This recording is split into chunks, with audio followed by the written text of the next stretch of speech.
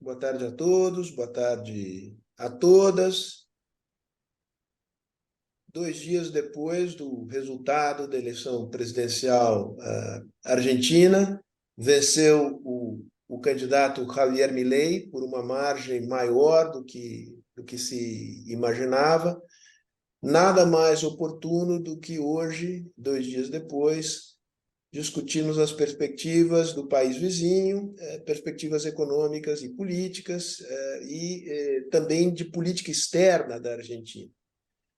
Temos aqui conosco dois convidados que já estiveram conosco em outra ocasião, a dupla esteve conosco em outra ocasião, Carlos Paine já esteve conosco inúmeras vezes.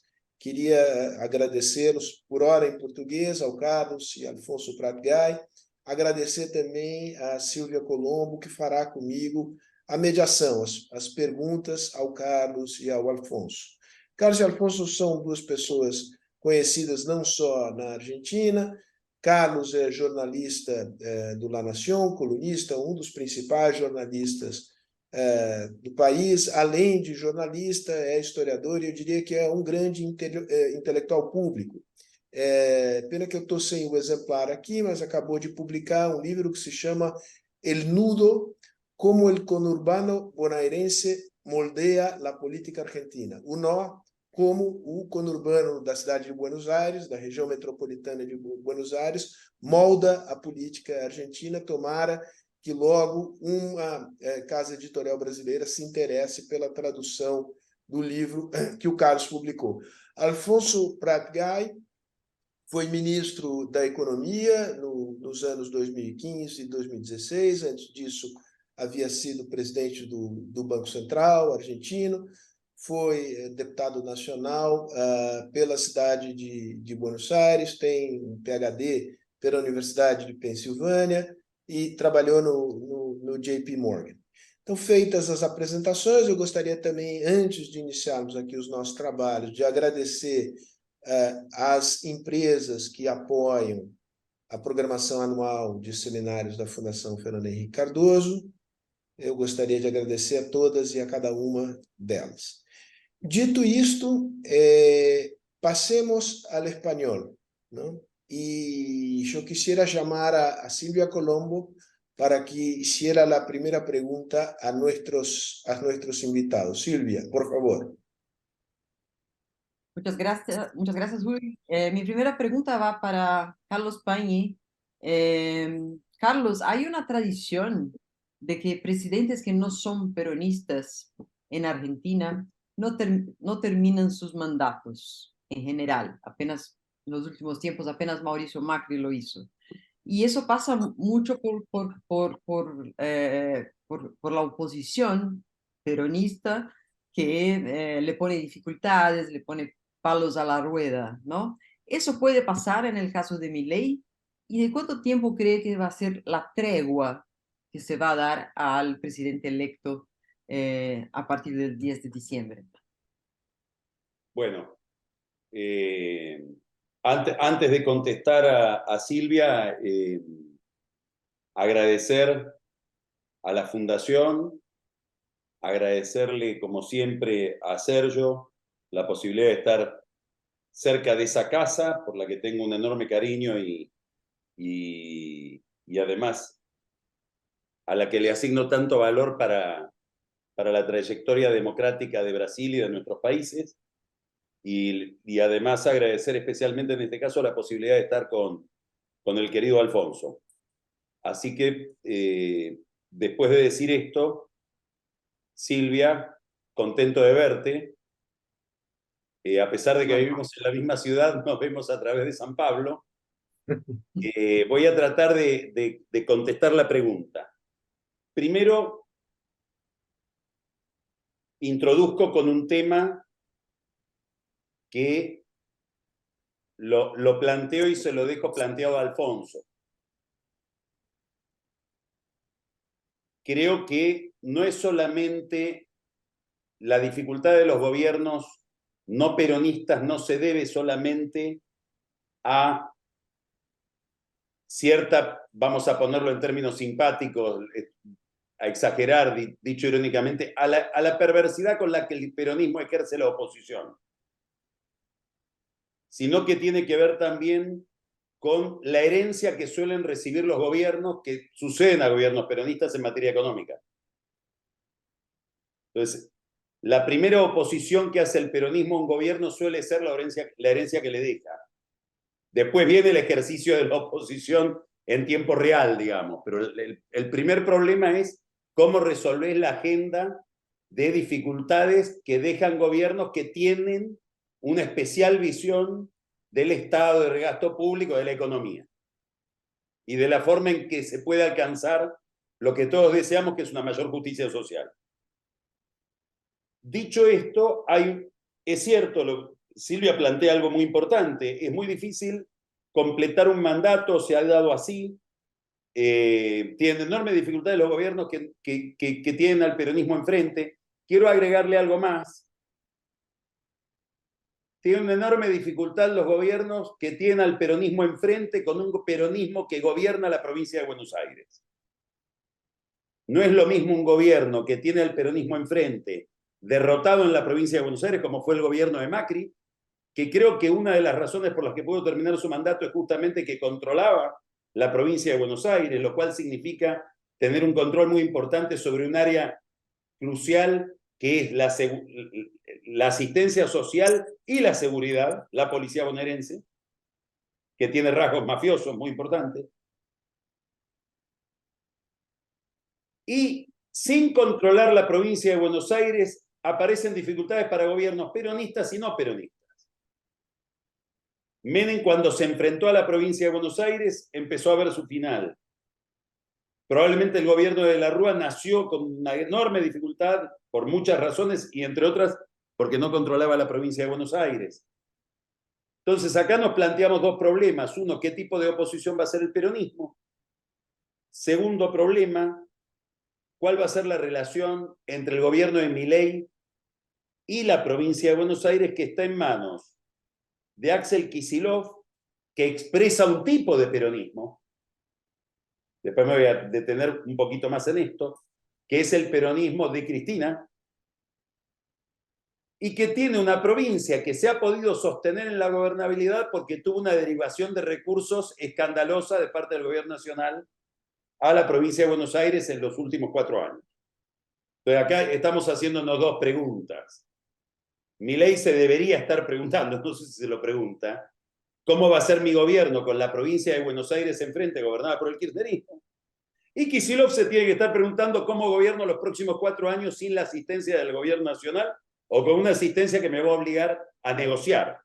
Y eso le va a poner un tono a la relación. Ahora, creo que para entender el presente histórico de la Argentina, el momento que estamos viviendo, tu pregunta nos lleva, Silvia, a una cuestión sumamente importante. Y es que el peronismo está en una crisis. El peronismo está en una crisis de representación que se expresa, entre otras cosas, en Milei, que se ha llevado muchos votos peronistas. El lugar donde Milei más votos sacó respecto de los votos que sacó Macri en el año 2015 son provincias del interior. No es el área metropolitana. Es un fenómeno con algún rasgo, no todos, pero algún rasgo diferencial de lo que podría ser Cambiemos o el radicalismo, que son partidos más metropolitanos, podríamos decir más parecidos a lo que sería en San Pablo el PSDB paulistano o paulista, partidos más urbanos de clase media. Y además, este problema de la fuga de votos del peronismo hacia una expresión como Milei tiene que ver con un problema intrínseco al peronismo de este momento, que es un tema fascinante para estudiar, cuyas derivaciones todavía no conocemos, pero que es la existencia dentro de la misma representación peronista de sectores productivos integrados al mercado laboral, digamos de clase media baja y clase media, que tienen un tipo de pretensión política, que tiene una determinada forma de inserción en la economía, y una larga franja o ancha franja de población que está fuera del sistema laboral clásico o convencional, que es gente asistida, son informales, gente que vive en la pobreza, gente que ha sido marginada por el sistema. Son dos agendas distintas que por momentos se vuelven contradictorias. Los sindicatos peronistas piden baja en el impuesto a las ganancias. Si otorgo esa baja en el impuesto a las ganancias, voy a terminar provocando, entre otras cosas, problemas de financiación de los planes sociales de la otra franja social. Y esta convivencia entre dos peronismos, entre dos representaciones, dos bases distintas dentro de una fuerza política, tienen cada vez más dificultades para la convivencia interna. Entonces ya se vio en el caso de Macri, se puede ver en el caso de Milei, es una de las preguntas claves que tenemos que hacernos frente a Milei. ¿Qué capacidad tendrá Milei para operar sobre el peronismo de tal manera que esta fractura se evidencie y haya un grupo de peronistas ligados a gobernadores del interior que se exprese en el Congreso y que colabore con la agenda del nuevo gobierno? Macri lo logró.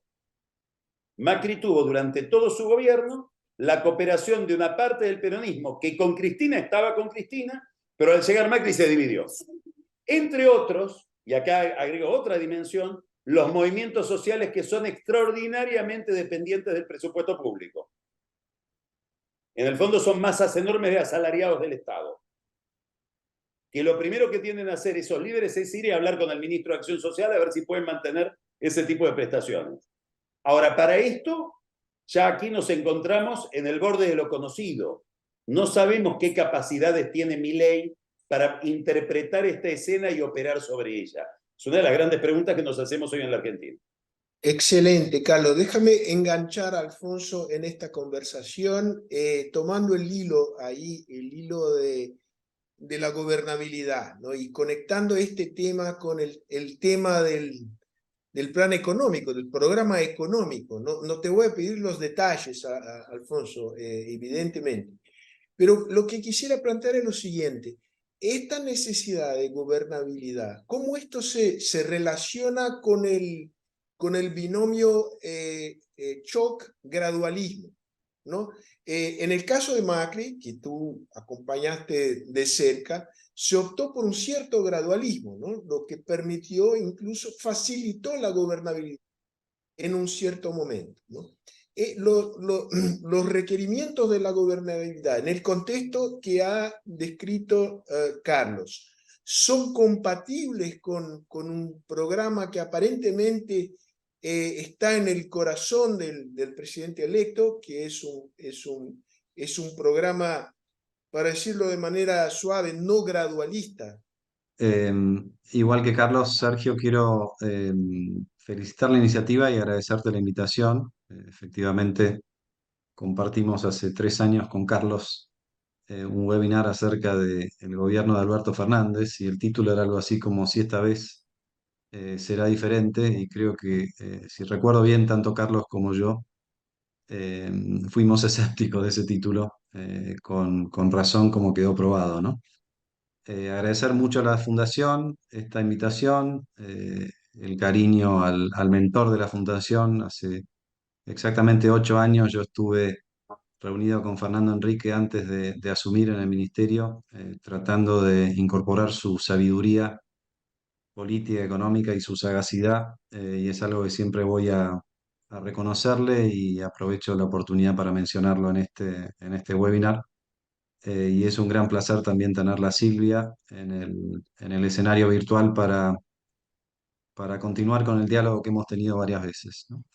Y ni que hablar lo placentero que es compartir el escenario con Carlos, aunque también levanta mucho la vara, ¿no? Así que es siempre muy dificultoso, como dirían ustedes, estar a la altura de Carlos. Y se vio con mucha claridad en esa primera introducción, ¿no? Creo que como preguntas, Sergio, la cuestión de la gobernabilidad es algo que va a estar persiguiéndolo a Javier Milei durante todo su mandato, por alguna de las cuestiones que ya planteó Carlos. Si bien es un peronismo bastante más debilitado. La elección que hizo el peronismo es la peor elección de la historia, eh, no solamente en la primera vuelta, sino incluso también hay que tenerlo en cuenta los pocos votos que consiguió Massa adicionales en la segunda vuelta. Es bastante claro que la sintonía del peronismo ha perdido impacto y es bastante claro, como dijo Carlos hace un rato, que todo indica que ese bloque de diputados y de senadores tarde o temprano se va a fracturar en el peronismo y dependerá de la sagacidad de Milei de cómo aprovechar esa oportunidad que, como bien dijo Carlos, Macri la supo aprovechar. Eh, Hablando del gradualismo, en el caso del gobierno de Macri no había otra salida posible, porque eh, justamente por esta composición del Congreso y por la dificultad de formalizar mayorías, cada ley realmente requería un esfuerzo titánico, entonces se podía avanzar en la medida en que se pudieran efectivamente lograr acuerdos y nadie en la oposición estaba predispuesto a una política de shock. Felizmente hay cosas que se pueden hacer desde el Poder Ejecutivo sin necesitar el acuerdo, y estas son cuestiones que van a volver sobre la palestra en estos días. Nosotros tuvimos una política de shock en lo monetario y cambiario, por ejemplo, levantando los controles de capitales muy rápidamente y ordenando la situación eh, con los acreedores externos y algunas otras cuestiones, pero la cuestión fiscal no se resuelve si no es a partir de la discusión interna dentro del Congreso, ¿no?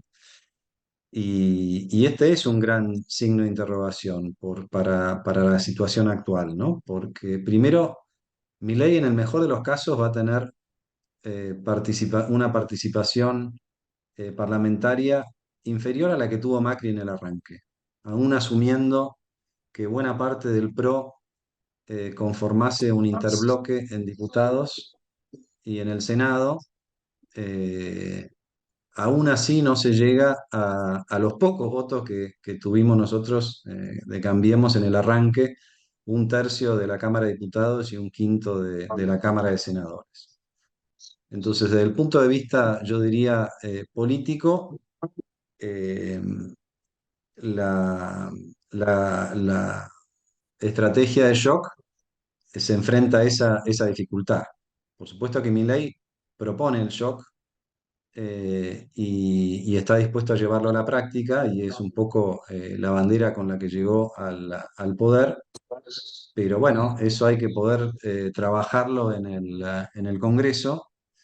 La otra diferencia muy grande que hay en el caso de Milei con el inicio del gobierno de Macri, nosotros sabíamos que podíamos acceder al crédito relativamente fácil en el arranque una vez que se resolviera la cuestión con los holdouts. Hoy Argentina es un paria internacional y es un paria del crédito local también. El gobierno de Alberto Fernández realmente se llevó todo por delante. Es un gobierno que no tiene crédito, que se llevó por delante el Banco Central y es un punto de partida realmente muy, muy complejo, ¿no? Entonces yo diría como resumen, a diferencia del 2015, por la herencia recibida, a la que hacía mención Carlos, que es mucho peor que la herencia que recibimos nosotros en el 2015, la economía te sugiere, casi te diría que clama y que ruega por una política de shock, y esa es un poco la lectura del economista Milei, eh, pero la política no demuestra que ese shock se pueda llevar adelante. Y la última reflexión es la siguiente: nosotros miramos los 11 puntos que le sacó a Milei en el balotaje, pero no nos tenemos que olvidar los apenas 30 puntos que sacó Milei en la primera vuelta, y las elecciones muy malas que hizo Milei a lo largo del año en los distritos locales, en las provincias, ¿no? Entonces, la paradoja que tenemos hoy es que del balotaje surge un mandato muy fuerte de cambio.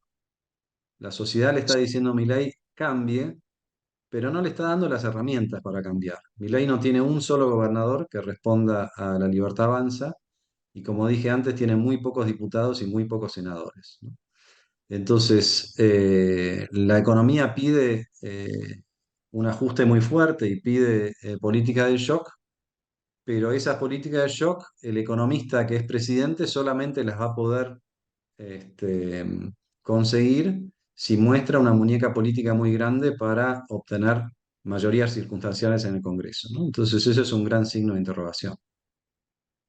Excelente. Silvia, Sí, hago mi pregunta a Afonso ahora. En el caso de que se lleve adelante un proyecto de dolarización, está en el debate aquí en Argentina cuál modelo de dolarización serviría más al país, ¿no? Se habla del salvadoreño, del ecuatoriano, del panameño y bueno, obviamente de la propia viabilidad de hacer un programa de dolarización, ¿no? Quería escucharte específicamente sobre ese tema. En el caso de que se apruebe la idea de hacer una dolarización, ¿cuál de los modelos sería más benéfico o menos malo para la Argentina? Bueno, lo primero que hay que decir es que eso está en debate incluso dentro de las fuerzas de la Libertad Avanza y dentro del círculo más cercano del presidente electo Milei, como lo hemos visto a lo largo de toda la campaña. No, no parece haber un consenso entre los seguidores y los colaboradores de Milei de cuál sería el camino, ¿no? Entonces creo que es bastante temprano para imaginar si el modelo va a ser alguno de los que vos mencionaste, Silvia. Fundamentalmente porque no hay dólares para dolarizar. Entonces es inviable la propuesta de dolarización sin algún calote, por decirlo de una manera muy fuerte, en algún lugar, ¿no? Eliminar el Banco Central implica que hay que ver qué hacemos con los pasivos del Banco Central, y hoy el Banco Central le debe literalmente a todo el mundo. Las reservas que tiene no alcanzan para cubrir las deudas que tiene con el resto del mundo, y después tiene una deuda inmensa con el sistema financiero a través de los pasivos remunerados de muy corto plazo, eh, las LELIC, que son literalmente una bola de nieve. Simplemente para agregar un dato de hoy, del cierre de hoy, por primera vez en mucho tiempo, el Banco Central solamente logró renovar el 40% de las LELICs que vencían hoy. O sea, evidentemente hay un traslado y hay un comportamiento de los bancos y de los agentes financieros cubriéndose frente a una eventualidad de dolarización sin dólares, ¿no? Entonces, esto es algo que va a tener que responder Milei, y lo va a tener que responder relativamente pronto, porque si me permitís, Silvia, hago un zoom un poco hacia arriba, digamos. La dolarización está propuesta por Milei como el instrumento a través del cual va a derrotar la inflación. Yo creo que hoy la urgencia del gobierno de los primeros días, de las primeras semanas, va a ser evitar la hiperinflación, porque lo que le deja Massa es un paquete a punto de explotar con muchos elementos que ya se pueden asimilar a la dinámica propia de un país que entró en hiperinflación, ¿no? La huida del dinero, la dificultad de acceder al crédito, el descalabro de los precios relativos, un aumento notable del déficit fiscal producto de la campaña, sin tener la forma de financiarlo, y entonces la necesidad de emitir todavía más pesos. Y para que ustedes entiendan, hoy día, por cada peso que hay en circulación, hay 3 pesos que están en las gateras del Banco Central, contenidos apenas por estas LELIQs que ya empiezan a no ser refinanciadas. Con lo cual yo diría que más allá del proyecto de dolarización, que el propio Milei parece estar corriendo la línea a lo largo del tiempo, el gran desafío que tiene el gobierno que asume el 10 de diciembre es evitar la hiperinflación. Y una vez que logre evitar la hiperinflación, el próximo paso va a ser bajar la inflación a niveles más razonables. El problema es que todas las propuestas que ha formulado Milei en campaña, más bien que van en la dirección contraria, ¿no? Si Milei hiciera no sé, el 25% de lo que propuso en campaña son todas decisiones que van a acelerar los precios, ¿no?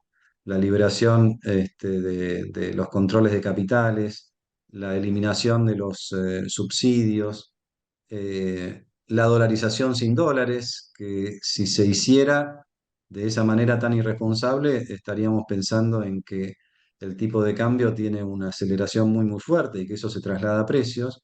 Entonces, eh, yo diría, la primera urgencia de mi ley es desdecirse lo suficiente respecto de estas propuestas, de modo tal de que esta dinámica hiperinflacionaria que le dejó Massa se pueda frenar. No sé si ustedes vieron la discusión el mismo domingo de las elecciones, cuando Massa, en uno de sus tantos trucos, intentó hacerle creer a la población que los problemas que él deja son responsabilidad del que llega. Es extraordinario. Que ha logrado muchas cosas Massa, ¿no? Pero, y hábilmente Milei enseguida le respondió, no, no, señor, usted se queda, usted gobierna hasta el 10 de diciembre y la responsabilidad es de ustedes.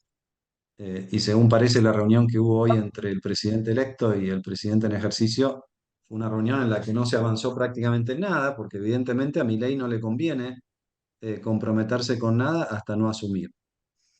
Eh, entonces, más allá de lo que uno pueda pensar de la dolarización como solución, la verdad que llevarla a la práctica sin dólares es absolutamente inviable. Entonces, a menos que Milei consiga el milagro de algún apoyo del exterior, y que eso a su vez se transforme yo diría, en un empujón muy grande a la credibilidad, me parece que la primera tarea no es eliminar el Banco Central, sino eliminar el riesgo de hiperinflación.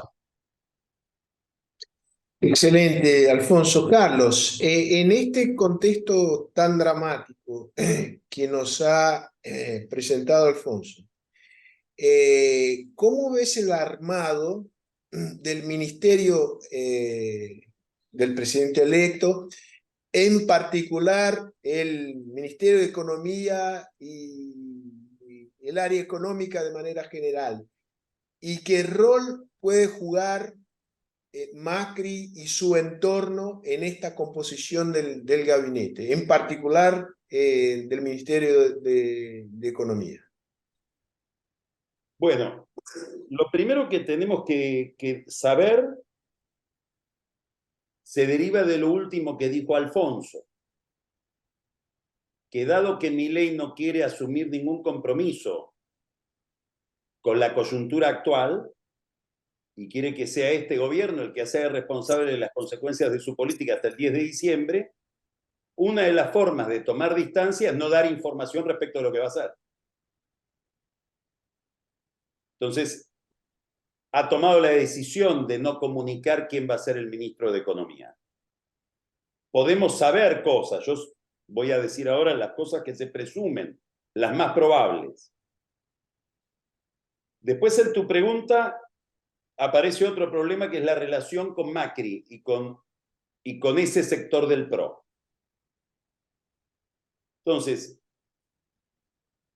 hasta donde conocemos, de los muchos candidatos a ministro que ha evaluado Milei, inclusive gente a la que le ha ofrecido el Ministerio de Economía y que se lo ha rechazado, lo más probable es que el ministro de Economía, de los nombres que circulan, el que más probabilidades tiene, sin que todavía esté definido, es Federico Sturzenegger, que fue presidente del Banco Central en el periodo en que a Alfonso le tocó ser ministro de Economía con Mauricio Macri. ¿Qué sabemos de Sturzenegger? Primero, que en su esquema mental estaría llegar y liberar el tipo de cambio. No sé qué piensa Sturzenegger de la dolarización. Con lo cual, liberar, esto lo puede explicar mejor Alfonso que yo, liberar el tipo de cambio en un curso hacia la dolarización es muy distinto que liberar el tipo de cambio en un curso hacia la preservación y el fortalecimiento del peso. Son dos flotaciones distintas, porque el mercado lo va a interpretar distinto en uno y otro caso. No sé qué relación tiene, yo sé que hay gente de Sturzenegger que ha trabajado cerca del que se presume va a ser el presidente del Banco Central, que es Emilio Campo, que es un tipo muy dogmático respecto de la idea de dolarizar. Entonces, primero hay que despejar la incógnita del personal, digamos, de los recursos humanos de esa área. Y después, entre ellos, tendrán que despejar la incógnita del concepto de la política económica. Que a mí no me queda claro, cuando leo las identidades de los actores, que sea la expresión de un acuerdo. Aquí hay que saber algo que me parece que puede ilustrarnos y puede ilustrar a los amigos que están participando de la reunión respecto de Milei. Hasta donde yo lo conozco a Milei, por lo que lo observo y por lo que he hablado con él, no es comillas, un economista. Alguien que está hablando de estos problemas de lo que estamos hablando nosotros. Él se autopercibe como una especie de reformador social largoplacista.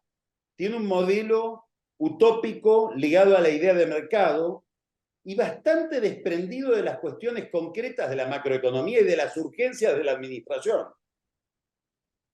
Entonces, esa es otra limitación, me parece. Quiere decir que estamos en presencia de lo desconocido. En este contexto se incorpora la variable Macri,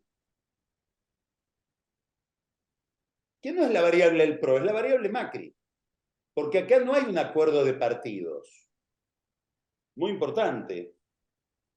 Hay el intento de un líder partidario, Macri, de, en competencia con otros líderes partidarios de su grupo, como por ejemplo Patricia Bullrich, influir en la constitución del gobierno de Milei. A mí como ciudadano me hubiera gustado que si va a haber un acuerdo entre el PRO y la Libertad Avanza, hubiera un programa antes que una distribución de cargos. Un concepto. Inclusive sería mucho más sano políticamente. Porque en algún momento Macri va a ir a tener que pedir los votos en el Congreso, ya no del PRO, de Juntos por el Cambio, de toda esa coalición que hoy está muy fragmentada. Pero no hay eso. Lo que hay son reuniones donde Macri le demanda a Milei determinados cargos, Milei también se resiste, y sobre todo se resiste el equipo de Milei, que no quieren verse parasitados por el PRO o por Macri. Y eso es una competencia permanente.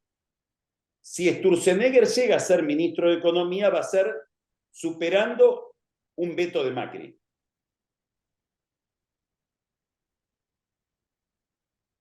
No me imagino que Macri incorpore demasiada gente a esa área.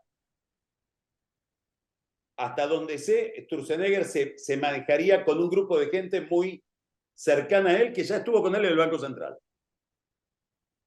Hasta donde sé, tiene una visión muy Sturzenegger de las cosas. Un Excel, por ejemplo, con 640 cosas que hay que desregular, eliminar, lo cual es, diríamos, en la Argentina dulce de leche para Milei, pero digamos, lo pone cada vez más lejos de la realidad o de la viabilidad de esas medidas. Entonces, para mí, voy a decirte algo que dijo Pablo Gerchunov la última vez que estuvimos juntos, Sergio. Estamos hablando de un país que no conocemos, porque todo esto es extraordinariamente novedoso. Dentro de esta novedad, el área económica, y esto es curioso porque frente al panorama que pintó Alfonso, es dramático, es la que menos conocemos. Creo que hay mucho más, podría explicar mucho mejor qué está pensando ese grupo sobre el área política. No veo demasiada claridad sobre el área económica. Y cuando tengo claridad me asusto porque veo que hay cierta discordancia entre sueños y posibilidades. Muchas gracias por la inquietud que nos genera adicional. San Agustín tenía una oración muy linda que era: le pedía a Dios que alinee sus deseos con sus capacidades. Silvia. Las Sí, fuerzas bueno, del cielo. mi pregunta para Carlos ahora. Milei dijo más de una vez que compensaría la minoría que va a tener en el Congreso haciendo plebiscitos, referéndums, o sea, escanteando un poco el Congreso. Sí. Eso, hasta donde yo entienda, donde yo entendí, no es permitido por la Constitución argentina, ¿no? Uno puede hacer consultas populares, pero no vinculantes. En esa situación y en esta configuración del Congreso de ahora, ¿cómo cree que puede llevar adelante sus reformas más importantes? Hay que entender una dinámica en el caso Milei, que es que Milei dijo muchas cosas cuando pensaba que iba a sacar 20% de los votos. Esto es importante. Entonces, son todas cosas que dijo inclusive para excitar a una opinión pública muy radicalizada. Se entiende más si lo miramos en el caso del trotskismo. Si a Miriam Bregman, que era la candidata trotskista, yo le dijera, bueno, tomá la llave del gobierno, hacé todo ahora, me diría, no, no era para gobernar que lo estaba diciendo. Lo decía para armar un consenso alrededor de una minoría. Con la idea de plebiscito pasa eso. Y como vos decís, no solamente no son vinculantes, sino que para que un plebiscito se adecue a lo que la Constitución plantea, antes tenés que pasar por el Congreso. No hay plebiscito contra el Congreso en la Constitución argentina. Primero tenés que conseguir que el Congreso te lo apruebe. Después vas a un plebiscito. Con lo cual, si no tenés la mayoría para sacar leyes, tampoco, digamos, el plebiscito sería como sacar una ley. Entonces yo creo que para gestionar las leyes, yo no creo que sea imposible. Creo que es posible. Tiene una dificultad enorme, que es otro fenómeno del momento en la Argentina, que es la descomposición de Juntos por el Cambio. Digamos, entre los diputados de la Libertad Avanza, más los diputados de Juntos por el Cambio, y algún diputado más en teoría lograrían la mayoría. Pero es que Juntos por el Cambio ya no es Juntos por el Cambio. Juntos por el Cambio es la coalición cívica que se fue formalmente de Carrió. Son dos radicalismos, uno más cercano a Milei y otro más lejano a Milei, que en este momento compiten por la presidencia del partido que se dirime en diciembre. Es un sector del PRO más cercano a uno de los dos radicalismos y un sector del PRO que sigue a Macri.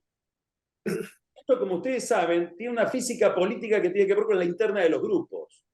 Si este grupo dice que sí, el otro automáticamente dice que no porque el otro dijo que sí. Porque tiene que ver con la constitución de identidades en cada uno de esos grupos.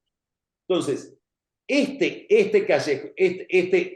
terreno tan fragmentado de Juntos por el Cambio lo va a obligar a explorar la posibilidad de dividir al peronismo. Que es una posibilidad no delirante, pero va a tener que tener un gran presidente de la Cámara de Diputados. Él está buscando un peronista para la Cámara de Diputados, que es Florencio Randazzo, un kirchnerista, un peronista no kirchnerista, pero que fue ministro del Interior de Cristina, ligado a Schiaretti, que es un protagonista importante de la escena porque sacó 1.800.000 votos y lidera una provincia donde Milei sacó 75% de los votos. Ahí hay una convergencia, que es Córdoba. Y va a tener que tener mucha, como decimos nosotros, muñeca política, mucho juego de cintura en el Ministerio del Interior. Y una coordinación entre el Ministerio del Interior y la Cámara de Diputados. ¿Por qué? Porque esa división del peronismo se consigue seduciendo gobernadores. Y en general a los gobernadores los seducís renunciando, no digo dándole más recursos fiscales, posiblemente renunciando a recortarle recursos fiscales. Entonces ahora estamos volviendo a lo que decía Alfonso. La posibilidad de constituir estas mayorías impone el gradualismo. Porque yo no me imagino a un presidente de la Cámara de Diputados peronista gestionando la dolarización de la economía. Por ejemplo, en el Congreso. Ni me imagino que haya gobernadores peronistas que van a acompañarlo a Milei en ese tipo de ajuste. Entonces acá ya termino metiéndome, temblando me meto en la cabeza de Milei y preguntándome qué capacidad tiene Milei para la frustración. Alguien tan dogmático, tan ideologizado, ¿qué capacidad tiene para saber que sus ideas no se van a poder realizar en la práctica, por lo menos en el corto plazo? lo cual es lo mismo que preguntarse qué capacidad tiene para la negociación. Y no lo sabemos, no lo sabemos. Es decir, es muy importante hoy en la Argentina saber si Milei entiende la escena política, la sabe interpretar, si sabe decodificar los incentivos de cada actor y si después sabe relacionarse con ese fenómeno. Todavía no lo sabemos. Alfonso, ¿cómo contestaría a la siguiente hipótesis? Que quizás, no sé si le convendría, pero a Milei le puede atraer la idea de la hiperinflación, que se pudra todo y a partir de ahí recreamos una nueva Argentina, ¿no? Porque esto podía, bueno, en teoría, me estoy también haciendo el mismo ejercicio de Carlos de meterme en la cabeza de Milei, ¿no? Que esto ampliaría el rayo de maniobra del presidente electo, ¿no? Una situación de emergencia económica y social. ¿Te parece que estoy delirando o que este es un escenario que se puede concretar? A ver, Sergio, para eso ni siquiera hay que meterse dentro de la cabeza de Milei, porque ya fuera de la cabeza lo escuchamos decir a Milei que le conviene que el dólar suba, ¿no? Que caiga el peso, porque eso le da un mejor punto de partida para la dolarización. Lo dijo. Este, también dijo que el peso no es una moneda, es un excremento. eh, y yo creo que en gran medida, consciente o inconscientemente, ha estado agitando esa posibilidad. El problema es que se le acortaron los tiempos, porque ya estamos muy cerca del inicio de su mandato. Y entonces por eso yo decía al principio que la principal urgencia de mi ley, por encima de cualquier otra en estos momentos, es eh, obrar los medios para evitar la hiperinflación que hoy hay en ciernes en Argentina, ¿no? Por supuesto, le hubiera convenido más a mi ley que eso le explotara a Massa y hubiéramos visto un final del gobierno muy diferente y por supuesto un punto de partida mucho más conveniente para el arranque de Milei. Nosotros hemos visto, a ver, hay dos expresiones de crisis terminales de Argentina en los últimos 40 años. La hiperinflación que terminó con el mandato de Alfonsín en el 89 y el final del plan de convertibilidad que terminó tempranamente con el gobierno de la Rúa, dos gobiernos radicales. Y recordamos muy bien cómo fue el final, la hiperinflación fue más un fogonazo, la, la caída de la convertibilidad fue más en cámara lenta, pero finalmente cayó y provocó un dolor social e institucional que no habíamos visto antes. La reflexión que yo hago no es tanto la caída hacia el final de la crisis, sino la resiliencia que tiene la economía y la sociedad argentina para recuperarse de esa crisis.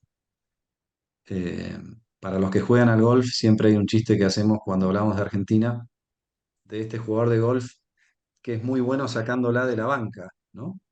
Pero claro, la saca muy bien de la banca porque tiene mucha práctica, la manda muchas veces a la banca. Argentina es un poco eso y también es bueno recordarlo, porque si Milei acertara en alguna de las cuestiones centrales, tocando los botones correctos, no hay que olvidarse que la capacidad de recuperación que tiene Argentina es muy fuerte y la historia demuestra que a la salida de las crisis se puede producir un círculo virtuoso, ¿no? Si baja la inflación, se recupera la actividad económica, eso, digamos, desata una cantidad de potencialidades que tiene Argentina de manera objetiva y que, bueno, ya hoy hay hoy en las redes, Sergio, había muchos comentarios de algunas empresas extranjeras que quieren entrar a Argentina cuando hace 20 años que se están yendo. Eh, si, si toca los botones correctos, me parece que nos vamos a sorprender de lo rápido que se recupera la economía, las expectativas y las posibilidades de Argentina. El problema es, como decía Carlos hace un ratito, asignarle una probabilidad de que toque los botones correctos, por todas las cuestiones que ya discutimos, económicas, sociales, institucionales, políticas y personales y psicológicas, ¿no? A las que aludió Carlos en su alocución. Entonces, para responder en una línea a tu pregunta, Sergio, yo imagino que Milei hubiera preferido que esto sucediera antes, pero a esta altura ya es muy tarde para él para desear que le suceda, porque ya le sucede a él, aunque se corra de la transición. Silvia, me siento tentado a preguntarle a Alfonso cuáles son los botones que hay que tocar, pero Silvia, la pregunta es tuya. Por favor, si quieres preguntar eso. En el corto plazo, ¿no? ¿No? Ajá. ¿Cuáles son los botones que hay que tocar Los para, botones correctos. como mínimo, sí, claro, como mínimo para evitar la hiperinflación?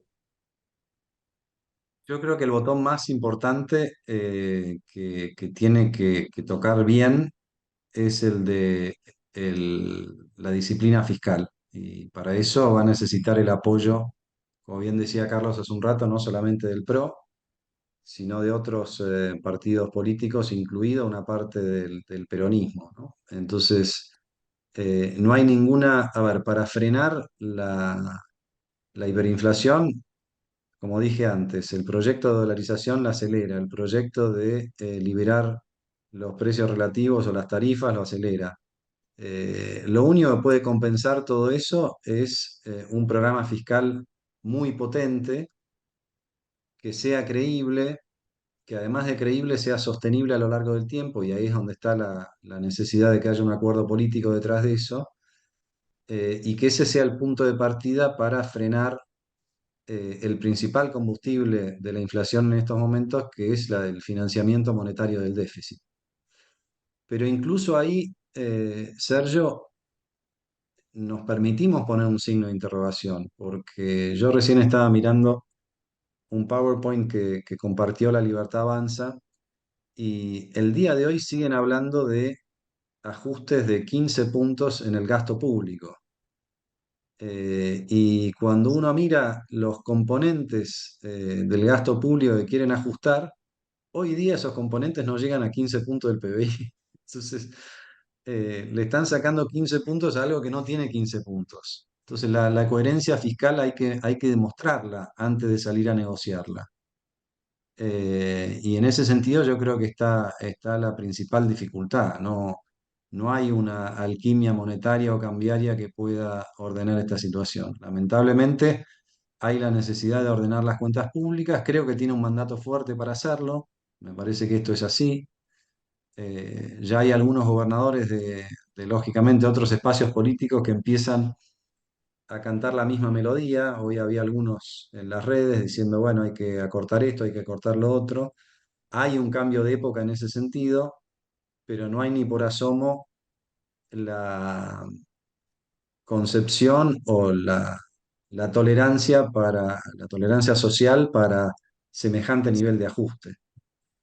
Entonces creo que la solución es un poco más holística y volvemos a lo que decíamos antes, ¿no? Creo que la muñeca va a definir toda esta situación. Pensando en la cuestión monetaria y tomando un punto que mencionaba Carlos hace un rato, y habiendo sido yo presidente del Banco Central, les puedo decir que el arranque de Emilio Campo en el Banco Central no va a ser cómodo, digamos. Mandar a alguien a una institución, piensen el Banco Central de Brasil, ¿no? Que mandar un presidente, un gobernador del Banco Central de Brasil con la tarea de eliminar la institución. ¿Qué ayuda va a tener dentro de la institución, digamos, ¿no? Entonces, todas estas cosas son planteos que son prácticamente imposibles de llevar a la práctica.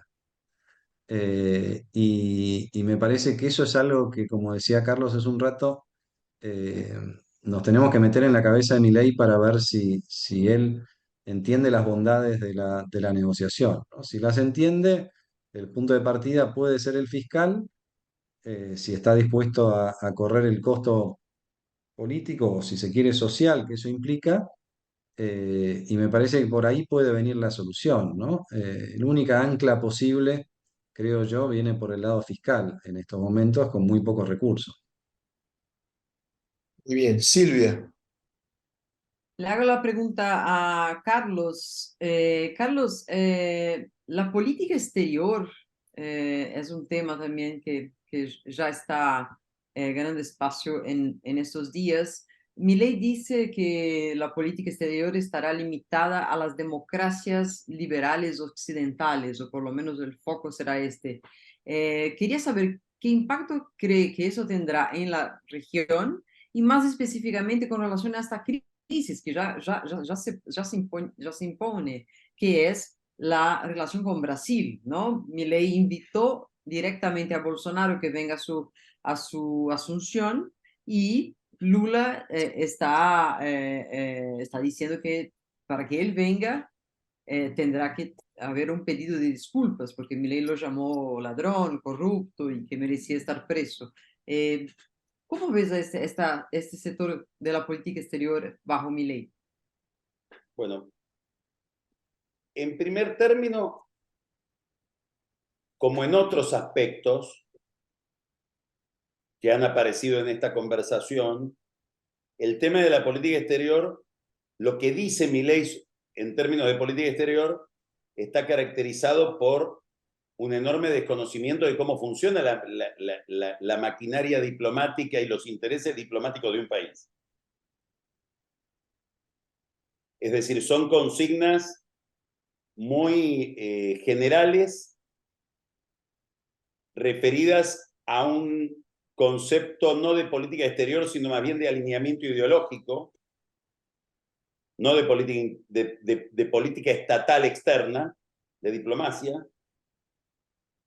con ideas, esa formulación que le diste vos a las relaciones que él pretende mantener, a mí me gusta más otra expresión que él usa, el mundo libre, que es una expresión como que nos devolviera a la Guerra Fría, ¿no? Que se hablaba del mundo libre y del Pacto de Varsovia, digamos, es muy anacrónico como planteo. Esto le ha traído problemas en la relación, por ejemplo, con el Papa, que es una figura interna y externa, con quien hoy tuvo 10 minutos de conversación, y a quien ya le pidió disculpas. No sé cómo será la relación con Estados Unidos, porque él también, digamos, acá hay un problema que sería lindo reflexionar en otro momento, que es cómo la política internacional, sobre todo en la región, se ha vuelto muy facciosa. Los líderes no intentan representar tanto el interés de su país, la presidencia del país como Estado, sino más bien las afinidades de facciones políticas. En ambos campos. Ayer un mensaje de Gustavo Petro diciendo, bueno, lamento muchísimo que la Argentina esté sometida ahora al neoliberalismo, En el caso de Brasil específicamente hay un trauma mayor. ¿Por qué? Porque continúa la inercia, no solamente porque insultó a Lula, debo decir, no solamente por lo que interpreto, sino en este caso por lo que sé, que a Lula, que todos ustedes saben bien quién es Lula, mucho mejor que yo, no le interesa tanto una disculpa en términos personales. Sí, lo que le interesa es que no haya una agitación por parte de Milei de la política interior brasileña, exagerando la amistad con Bolsonaro y dándole al Bolsonaro un lugar central que Lula no quiere que tenga. Sobre todo después de los acontecimientos del 8 de enero. Milei, sin embargo, sigue en esa línea. Hoy hubo una declaración de Lula muy importante, delante, creo que, de los alumnos del Instituto Río Branco, muy inteligente. Dijo, muy inteligente por los ejemplos que puso. Dijo, mis relaciones con los vecinos no tienen que ver con que a mí me guste o no el presidente de Chile. Empezó por Chile, donde en teoría le tiene que gustar. No empezó Pero por el que... estaba medio friccionado con Boric. No importa, pero en el panorama general, con Boric se puede entender. Obvio. Después nombró a la Argentina, después nombró a Venezuela. Dice, mi función, yo soy presidente, me tengo que relacionar con otros presidentes. No quiero ser amigo. Quiero relacionarme como presidente con otro presidente. Desde el primer desde el primer minuto en que gana Milei, Lula está emitiendo mensajes muy amigables, le está diciendo hablemos. Con el primer tuit también, donde saluda al pueblo argentino, le decía éxito al nuevo gobierno. Al único que nombra es a Milei. Con una pequeña ayudita de los amigos, nos reunimos. Esa ayudita tiene que ser un gesto de Milei. Guillermo Francos, que va a ser el ministro del Interior de Milei, fue presidente del Banco Provincia de Daniel Scioli, del embajador de este gobierno en Brasil. Hoy Daniel Scioli ya es el embajador de Milei. Y creo que lo va a seguir siendo. Y está haciendo gestiones en la Cancillería brasileña y con Celso Amorín, y haciendo gestiones en el entorno de Milei para que Milei tenga este gesto. Hay alguna razón que ignoro por la cual no llegan a Milei. Y acá hay un tema que tiene que ver con el entorno de Milei, y es muy difícil penetrar el cerco de la hermana, de su asesor de campaña, etc. Ahora, en el entorno de Milei están buscando normalizar la relación con Brasil. Estoy hablando del ministro del Interior, estoy hablando del jefe de gabinete y supongo que también la nueva canciller, que de diplomacia sabe nada, Diana Mondino. No tiene nada que ver, porque seguramente bien rodeada va a aprender. Pero ahí hay un problema. Entonces, el riesgo es que, liberado a sus propias inercias, el método de aprendizaje sean los golpes, los choques contra la realidad. Y este es un riesgo que corre Milei, sobre todo en este tipo de cosas. Me parece que todavía no entendió cuál es el papel de la relación entre Brasil y Argentina como países en el éxito de un gobierno argentino. Este es el punto central. Muy bien. Vuelvo a ti, Alfonso. Acá un par de preguntas. Una pregunta que tiene que ver con el programa fiscal, ¿no? Y es una pregunta que viene del público, de Roberto Padovani, que es un economista acá. Y la pregunta es sobre privatizaciones.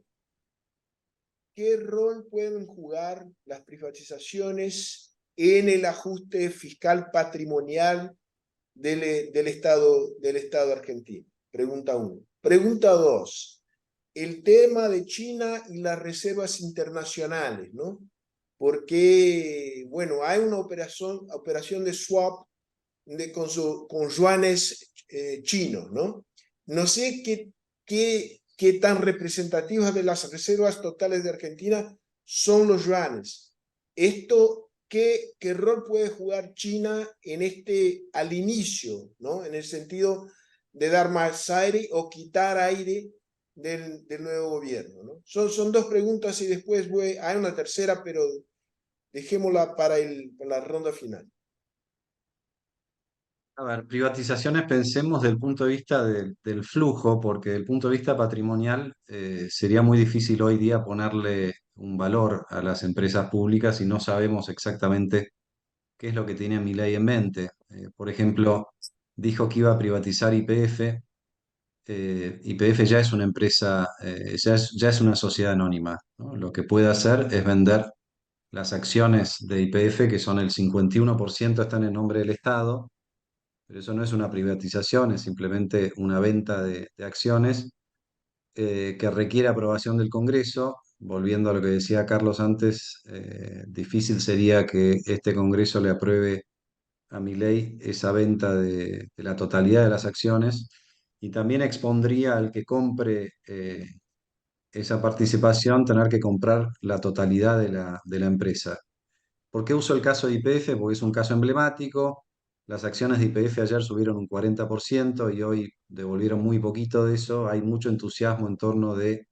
Es casi como la puerta de entrada de Milei a Wall Street, pero cuidado porque estas cosas, llevarlas a la práctica no van a ser tan sencillas.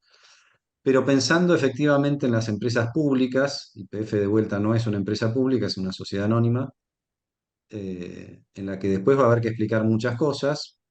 Digo esto nomás, pero para que se entienda bien, Cristina Kirchner viajó a Río Gallegos el fin de semana para votar en un avión de YPF, que de vuelta es una sociedad anónima. Habría que ver cuál es el contrato, quién le pagó a YPF ese vuelo y ese combustible, ¿no? Hay muchas cosas que se están mezclando ahí y son parte de la herencia horrible que deja el kirchnerismo, además de una multa de 16.000 millones de dólares que habrá que pagar los próximos gobiernos por la mala gestión con la privatización, con la estatización de YPF, ¿no? Pero yendo a la cuestión presupuestaria, que creo que es el meollo de la pregunta, los números de este año arrojan un déficit total por el lado de las empresas públicas de alrededor de 1 punto del PBI. Entonces, sería razonable pensar que Milei rápidamente tenga una definición presupuestaria en la que no va a financiar más el déficit de las empresas públicas.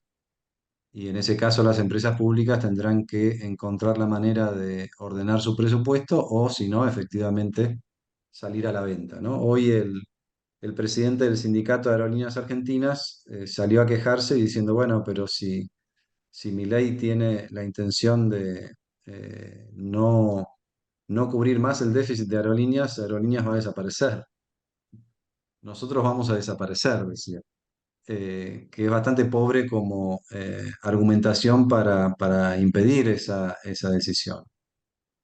Más allá de la resistencia que puede haber, pensando en términos fiscales, que creo que es a donde apunta la pregunta, hay 1 punto del PBI por recuperar. Pero bueno, estamos muy lejos de los 15 nomás. Arrancamos con 1, pero faltan 14 para cumplir la promesa de Milei. Y por supuesto que Milei va a tener que elegir muy bien la secuencia, porque no va a poder pelearse con todos en forma simultánea, va a tener que ir encontrando la manera de pelearse con distintos grupos de interés y ir avanzando en el programa y ganando credibilidad, ¿no?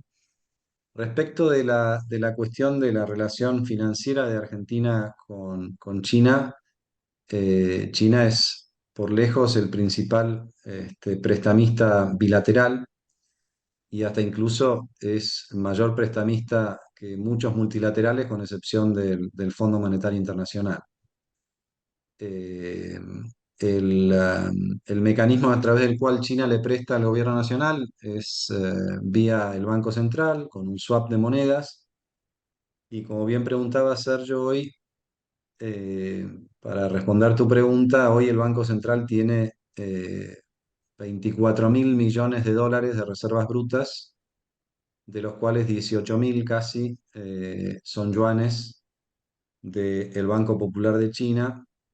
Algunos de esos yuanes ya se utilizaron eh, y hay otros yuanes que están autorizados a ser utilizados, pero que no sabemos muy bien en qué cuantía y en qué condiciones.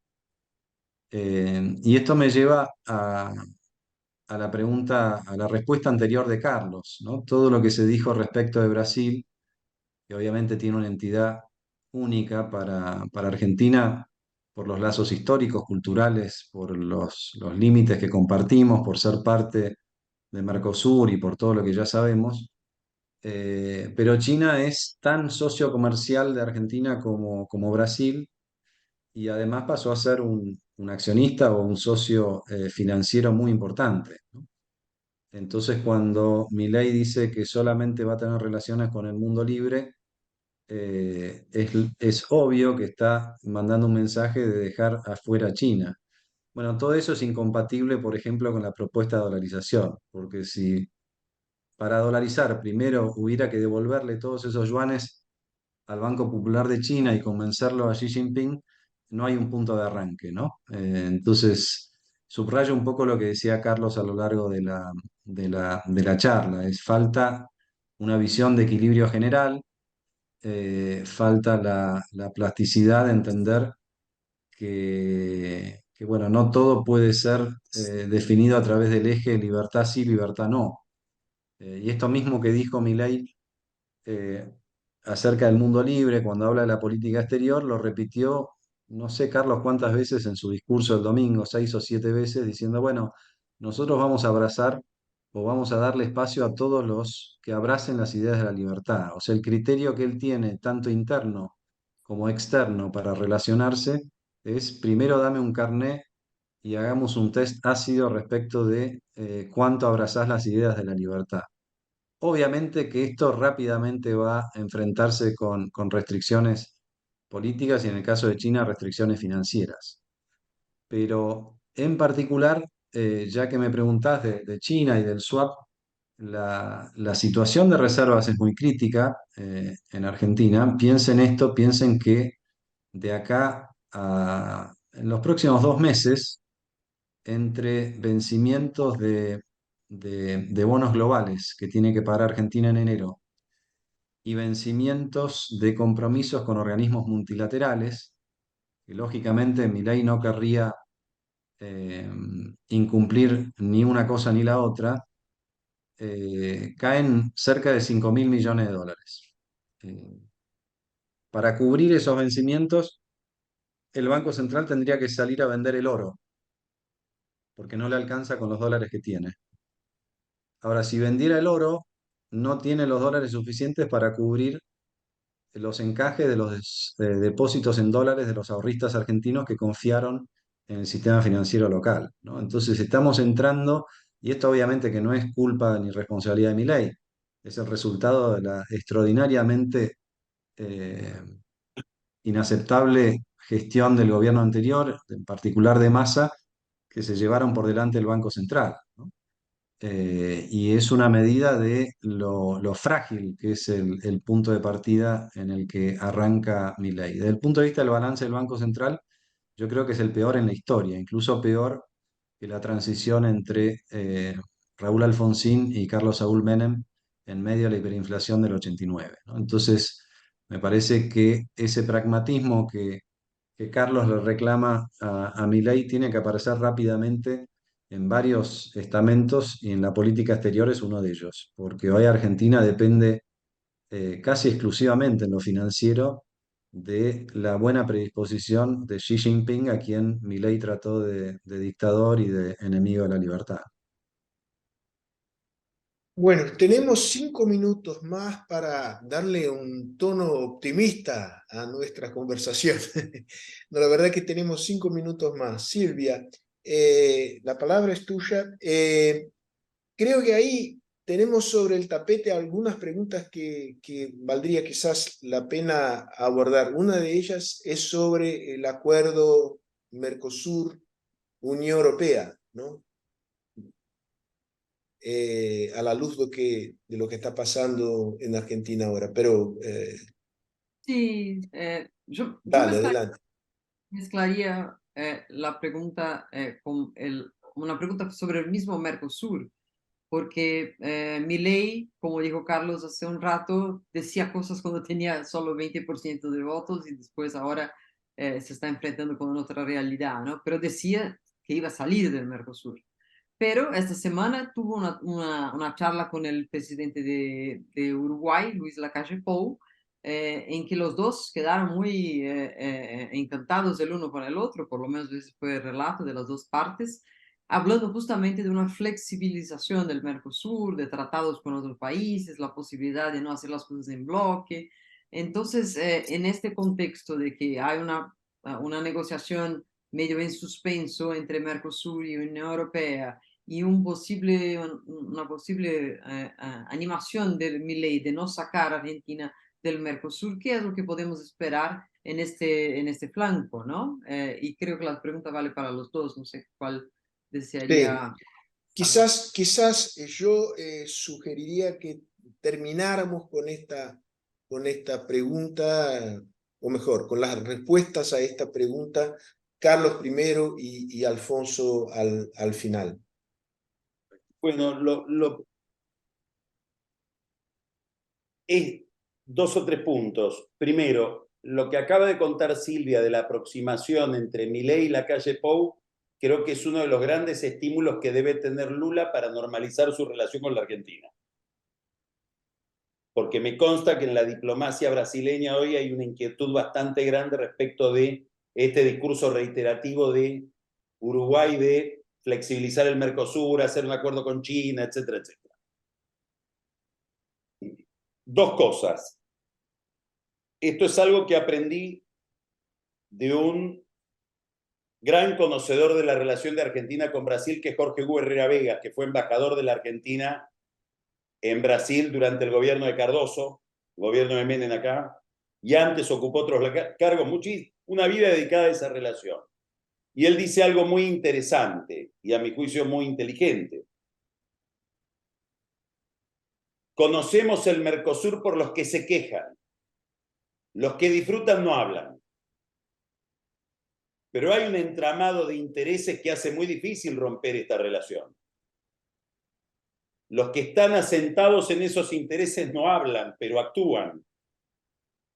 Y hay un vínculo de intereses muy poderoso entre Brasil, la Argentina y los demás países, pero sobre todo en la relación bilateral. Y hablo de intereses comerciales, patrimoniales, de inversiones, etc.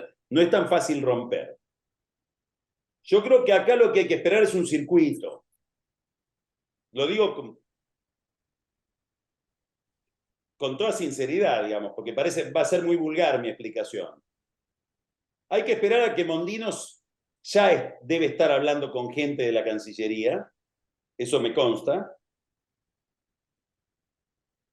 Hay que esperar que ella se forme una idea profesional del problema, que esa idea llegue a Milei en nombre de la Cancillería y de su ministra, y que eso modifique el enfoque de Milei. Mientras tanto, vamos a ver un Milei que opina un poco por inspiración poética, digamos, no por política ni por un programa de gobierno. En este punto, como en tantos otros puntos, Alfonso habla de cosas mucho más graves e inmediatas que tienen que ver, por ejemplo, con la dolarización.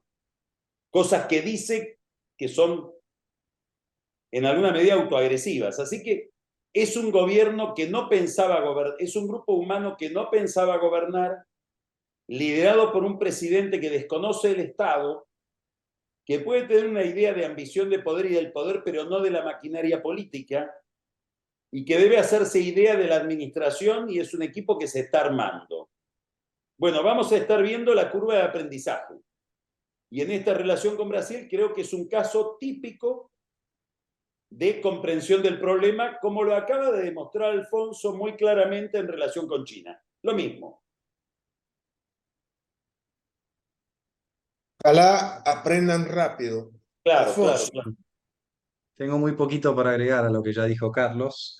Una reflexión bastante obvia, ¿no? Que si alguien cree que Milei va a querer impulsar salir del Mercosur, para eso va a hacer falta una ley también. Con lo cual es imposible imaginar que otros partidos políticos apoyen una cosa así.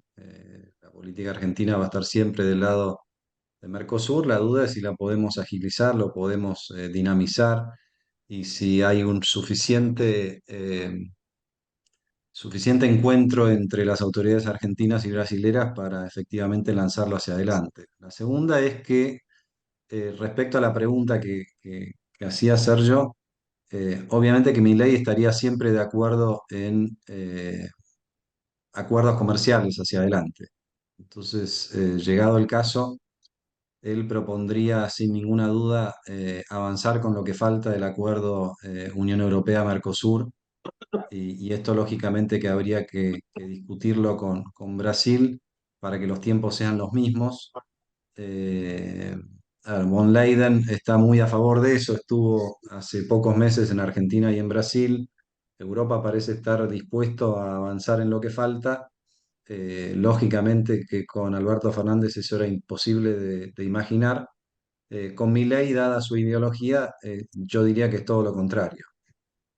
Y la tercera cosa que se me ocurre, para no ir tan lejos o a los extremos de eliminar Mercosur o de firmar el acuerdo Unión Europea-Mercosur, Nosotros tenemos una parada muy cercana que es, creo que es el 6 de enero, vence la invitación formal que los BRICS le hicieron a Argentina para participar y para integrarse junto con otros 5 países más en una nueva ronda, ¿no? Eso requiere aprobación parlamentaria y eso va a requerir una respuesta de Milei, digamos, en la línea de lo que decía Carlos ayer, con excepción de Brasil y en alguna medida, si se quiere, Sudáfrica, los BRICS están bastante lejos de representar el mundo libre, ¿no? Entonces, yo creo que ahí va a entrar un primer conflicto, va a ser ese, y va a ser interesante ver cuál es la postura de Brasil respecto de esa invitación que los BRICS le han hecho a Argentina. Mi entendimiento es que Brasil no tiene tanto entusiasmo de que se expandan los BRICS y por lo tanto no está tan a favor de que Argentina acepte ese convite. En todo caso, yo imagino que Milei no lo va a aceptar, pero creo que esa no aceptación también requeriría de algún diálogo previo con Brasil, porque nos están invitando a un grupo amplio y el vecino próximo es Brasil. Entonces, cualquier respuesta que podamos dar que no esté previamente discutida con Brasil puede terminar siendo un desaire en la relación diplomática entre los dos países, ¿no? Y eso sucede ahora muy prontito y va a haber que tomar una decisión al respecto. Queridos, Si siempre me un permitís, privilegio. Sergio, dos ¿Quieres hablar? telegramas fuera de libreto. Está bien, dale. Uno es una reflexión que me surge de escucharlo a Alfonso ahora. Digo, ¿qué canciller se está perdiendo Milei? Por la última presentación. Y lo segundo, vamos a evocarlo a Boris Fausto. Es nada más que una provocación. Subrayo, no es un pronóstico, ni quiero que sea un pronóstico, de historia comparada Argentina-Brasil. Yo me voy a poner, lo estoy pensando en estos días, el único lugar donde lo puedo decir es este, por el contexto de la conversación. Me voy a poner a estudiar para entender un poco más a Milei el caso Collor de Mello. Yo creo que ahí hay un parecido extraordinario, mucho más que con Bolsonaro. Por el formato de Collor de Mello, por las aspiraciones de Collor de Mello y por el folclore de Collor de Mello. Y es algo que sugiero acá porque estamos en un contexto donde se puede entender la comparación. No tengo muchos amigos para hacerla acá en la Argentina. Bueno, encantado de hablar sobre el tema y en privado, en otra ocasión. Lamentablemente ahora tenemos que terminar. Carlos, fuerte abrazo. Alfonso, igual. Silvia, miles de gracias. Besitos. Y espero que estemos juntos pronto, sea en Buenos Aires, sea acá. Muchas gracias por todo. Muchas gracias. Obrigado, Sergio. Gracias, Silvia. Gracias, Sergio. Gracias. Gracias a todos. Un Buenas noches. abraço. Tchau, Silvia. Beijos.